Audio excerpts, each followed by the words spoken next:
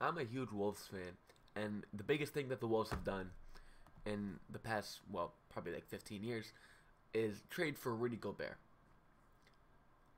You might be laughing right now. Nobody likes the Rudy Gobert trade. Alright, I like it a lot, but the national consensus is that the Wolves had an egregious overpay, right? Egregious, disgusting 167 first round picks, along with future Dennis Rodman, Jerry Vanderbilt, and Patrick Beverly, aka Taylor Horn Tucker. I mean, the national media ripped us a new asshole on this trade. Us, the Wolves, right? However, Donovan Mitchell gets traded. His teammate, right? His teammate, Donovan Mitchell, his as in Rudy Gobert, obviously, gets traded to the Cavs. And the national media doesn't necessarily rip the Cavs a new asshole, but I hear a lot of praise going on. I mean, it's it's not all one-sided. I mean, some people are saying that the Cavs gave up a lot because they did, and some people are saying that they gave up too much. But largely, the perception of this trade is overwhelmingly more positive than the reception that the Gobert trade got. But here I am looking at these two teams, looking at the Cavs and looking at the Wolves, and I'm a little bit confused. And this might be because I'm a very biased Wolves fan who's been reading Wolves Reddit and trying to uh, articulate this opinion for about an hour by going through and rereading articles on the Gobert and Mitchell trade and whatnot. But I think I see a lot of similarities between how the Cavs are constructed and how the Wolves are constructed. And I feel like the Gobert trade isn't as bad as a lot of people think. And I feel like the Donovan Mitchell trade. Okay, no. I gotta restart. I feel like Donovan Mitchell and Rudy Gobert are similarly valued players. And I feel like the compensation was relatively equal for both of the players. I mean, it was essentially 6 first round picks, and then Sexton and Markkanen versus Patrick Beverly, Jared Vanderbilt, and Malik Beasley. The Wolves probably gave up a little bit more, but I feel like it's a similar enough compensation. But enough of that. Here, I want to get into. Okay, so these are straight from r/Timberwolves, right? And these are two excerpts from the same article describing these trades, right? So this article, these are analysis of the Donovan Mitchell and the Rudy Gobert trade. It says, turns out they made pretty good decisions. They sent Sexton and Agbaji here, who actually, I'm gonna look up who this guy is. I'm not a real basketball fan. Agbaji, KU. Buchi Agbaji, okay. I think this was the Cleveland first round pick. Yeah. So he's a lottery pick, right? So he was included in the trade as well as Walker Kessler. So yeah, he's the 6th first round pick because he was a 2020 draftee. But that's enough of that. Sexton and Agbaji go to the Jazz along with Markkanen and a haul of picks to acquire a 3-time All-Star and proven playoff stud in Donovan Mitchell. Okay. In the same article, the Gobert trade is described as the Wolves jumping into the deep end with no life vest, trading 1,000,000 picks and players. It's actually the same amount as the Mitchell trade, which they said a haul of picks. But I mean, 1,000,000,000 picks and players to pair with Gobert and the newly extended Towns. It's a unique lineup combination that I think works pretty well, that could yield positive results in the regular season. The questions surrounding Gobert's playoff impact and how he will age until his monster contract expires in the summer of 2026. Okay? Anderson is a key. He probably talks about Kyle Anderson. I love me some Kyle Anderson. But that's not here nor there. So we've already established that the compensation was relatively equal for the trades. However, the media says that the Wolves gave up 1,000,000,000 picks and players versus just a haul. Okay, and I feel like that's been the consensus. I feel like that's been misconstrued. That the Wolves gave up way more than the Cavs did, but compensation was equal. But that's just one side of the coin here, right? This article says three-time All-Star and proven playoff stud, Donovan Mitchell. Proven playoff stud? Yeah. A three-time All-Star? Yeah. Donovan Mitchell is a really, really good player that's likely going to get better, entering his theoretical prime. And he's a damn good player. He's a total stud and worth all the picks that he was traded for, right? However, Rudy Gobert, he's the himmest. Rudy Gobert is he's the himmest, right? Rudy Gobert, I mean, three-time defensive player of the year, right? Three-time All NBA, I believe. See, I had the stats somewhere, but I can't find it. I had Rudy Gobert's accolades, right? But I can't find them. Rudy Gobert, total stud. But I feel like, no, I don't feel like this. I know this. Scoring and offense and the 6'2" slasher uber athlete that is Donovan Mitchell is so more aesthetically pleasing. His skills are just so easy to see that I'm using air quotes. Big media can hold on to him and can prop him up as it's very easy to like appreciate like what he does, and the media latches onto that more, and I feel like Donovan Mitchell gets more props than a guy like Rudy Gobert, when all the advanced metrics say that Gobert is more responsible for the Utah Jazz's success than Donovan Mitchell is. And I'm not saying that Gobert is a better player. I'm just saying he's very, very, very impactful. Yes, he's older, but he's very, very, very, very, very, very impactful. No matter how you slice it, elite rim protector, very efficient. He doesn't have a big offensive bag, but like people are touting him as an absolute offensive zero, like even a negative, like a Ben Simmons type, right? But I mean, he's just 72% true shooting, 15 to 18 points per game, elite screener, elite lob threat. Like, he has no usage on a team with Cat and D'Lo who are gonna want the ball. I mean, he's solid on offense, right? And obviously elite on defense. But it's a lot harder to appreciate a guy like that, one that is a total defensive stud, and doesn't have an offensive bag and makes like ugly ass plays and can't even post up Dennis Schroeder in EuroLeague. Like, it's easy to make fun of that guy and say, oh, he's trash, but I mean, I understand, because I mean, like, Mitchell is an aesthetic pleasing darling, like an aesthetic pleasing darling himself. But I mean, Gobert is just underappreciated, right? Yeah, I mean, I got some more thoughts, but I just have I just have so many like jumbled thoughts. I'm just gonna go to this Bill Simmons quote real quick, right? So this was from the Bill Simmons and Ryan Russell podcast, which I listened to a whole lot. I actually like me some Bill Simmons. I'm not gonna lie. But that's not here nor there, right?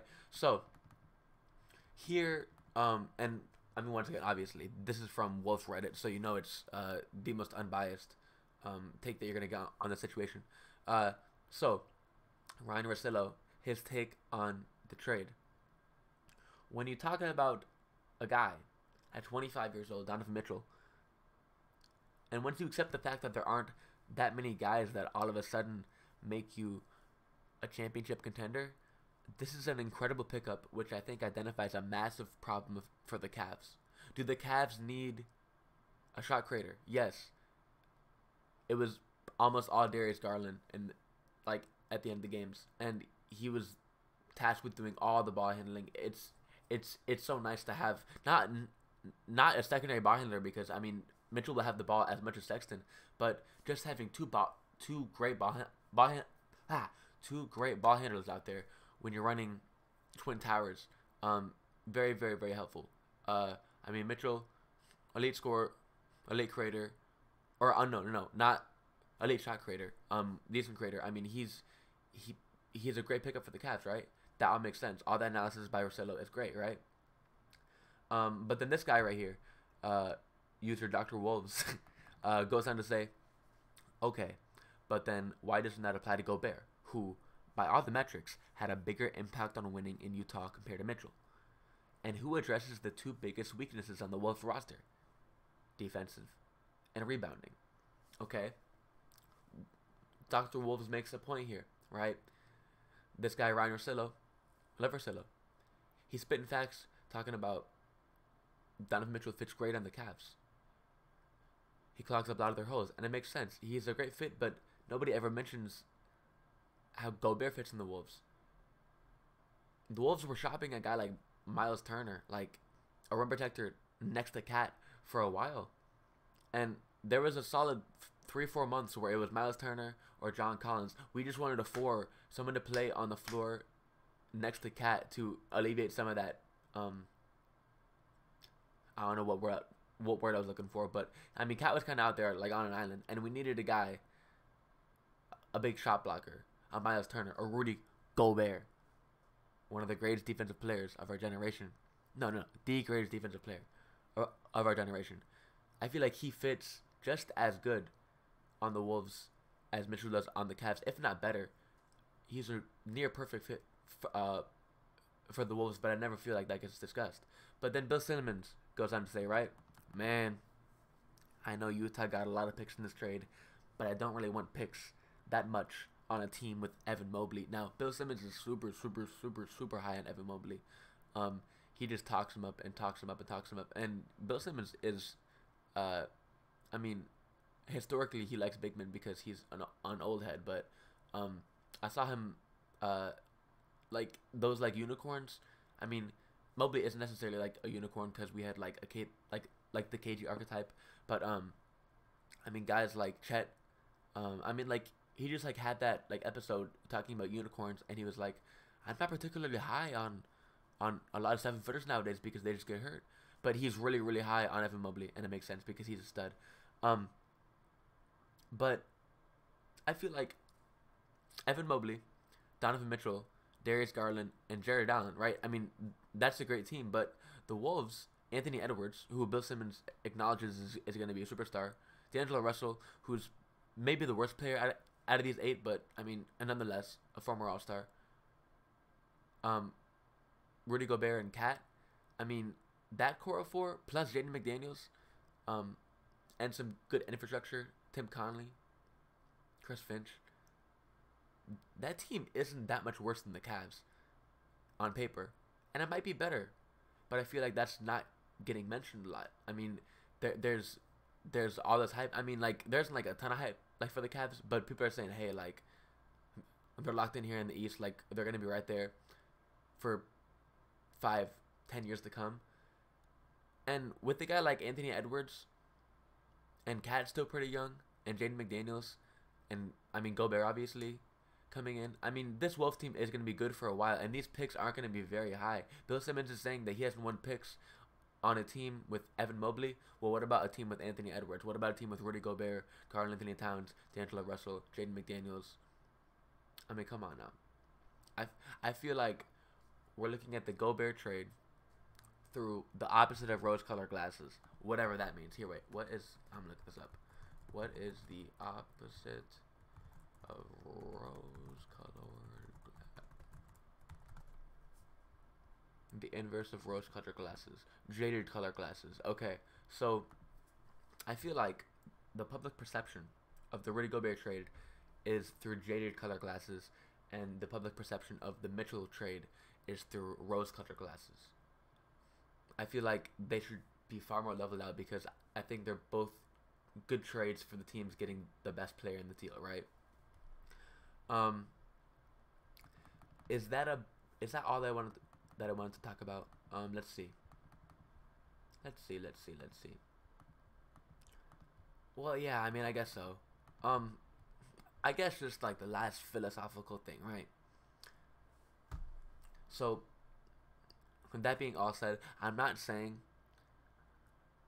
that the Wolves overpaid, because I feel like the word overpaid has a negative connotation, right? If you overpaid for something, you got finessed, you got drugged, you got robbed, man, like, it wasn't good for you. You know what I'm saying? It wasn't good for you if you overpaid. I feel like that's the connotation that the word has, so I'm gonna try to think of a different word. But the headline that I wanted this video to be, but it probably won't be because I just talked about Mitchell and Gobert for a while, is that doesn't overpay mean it's a bad trade? because I mean the word overpay has a bad connotation. It has a negative connotation. So I feel like people think that on overpay means that it's a bad trade, right? But in the case of a deal like Rudy Gobert, the the Wolves historically overpaid for a caliber of player. I mean, as good as he is, but for a 30-year-old on a $40 million a deal, and like given all the circumstances surrounding Rudy Gobert, the historical precedent shows that the Wolves overpaid. But I don't think an overpay means that it's a bad trade. In the Tim Connolly press conference, he laid out very, very, very eloquently and very simply the bare bones reasons why the Wolves accepted this deal, this Gobert deal. And he said, we looked at, all right, so I'm paraphrasing here, so don't quote me, but he said, we looked around the league. This is Tim Connolly, total stud. Loved, I mean, Tim Connolly is a fan favorite nowadays, but Tim Connolly said, when you look around the league, right, and you look at the guys that can really make a difference on your team, that can really elevate you another level, it's probably only 15 or 20 of them, right? So when we're looking around the league and we're looking at these guys, there's just a couple questions that need to be answered when we ask ourselves the question, do we want to go trade for these guys, right? And the first one is, does he make sense on our team, right? Because a lot of these guys are great. I mean, everybody wants, okay, no, he didn't say that, but he was like, doesn't make sense on our team. And then he basically went through and said, he does. Rudy Gobert, we lacked a little bit of size. He helps us there. He's a three-time defensive player of the year. Excellent defender. He's going to help anchor our defense. Rebounding. We weren't a great rebounding team last year. He helps us out there. He allows Cat to focus more on offense and allows Jaden McDaniels to roam around on defense and make plays, knowing that he has a legit rim protector behind him. Rudy Gobert makes sense for us. Another question that we ask ourselves, this is all Tim Connolly, by the way. Another question that we ask ourselves, if we get this guy, is it gonna be sustainable? Is he gonna resign with us? I mean, you look at Rudy. Rudy's been a pretty low maintenance guy. I mean, like, all right, so Tim Connolly worded this like way better, but he was like, Rudy's been he's been a pretty low maintenance guy. He goes to Utah, no complaints. Everybody, I mean, by all accounts, he's a hard worker, good guy, good human, good teammate. Rudy isn't complaining. Once he comes here, we're going to have him locked up as long as we want, and he's not going anywhere, and he's a great defensive player. He also laid out one other reason, but he was like going through like all the reasons why, like there was like three like main reasons why we got Rudy Gobert, and then at the end, he said, and out of these elite guys, these guys that make a difference, these 15 to 20 guys that we really care about, Rudy was the only one that made sense for us. So they went and got it. So if they narrowed it down, if Tim Connolly is speaking the truth here, and they narrowed the list down and said, all right, Rudy Gobert makes sense. He's a guy that like helps us a lot schematically. He fits with our team. He fits with the timeline, the culture. He doesn't go anywhere. And then you're the fucking Wolves. Nobody's gonna ever come to the Wolves in free agency. Nobody's ever gonna come there. If you find your guy, which it looks like Rudy Gobert's the guy. Like this wasn't an overnight thing. I mean, Tim Connolly's been thinking about this for a while. He's their guy. Once they found their guy, you go out and you do the air quotes overpay, because it's still a good trade for you. You've done the pros and cons. You've done the math. That's what it took to get him, and he went and got him. So that's the thought that I'm gonna leave with you, right? I don't like using the word overpay because I feel like in a sense like this, the Wolves overpaid based on historical precedent, but I feel like it's an excellent trade for them. I do. You gotta make a move at some point because you're the Wolves. So yeah, I mean the last 5 minutes or so was more of a ramble than anything, but I feel like I got all of my ideas out, so I'll leave it there.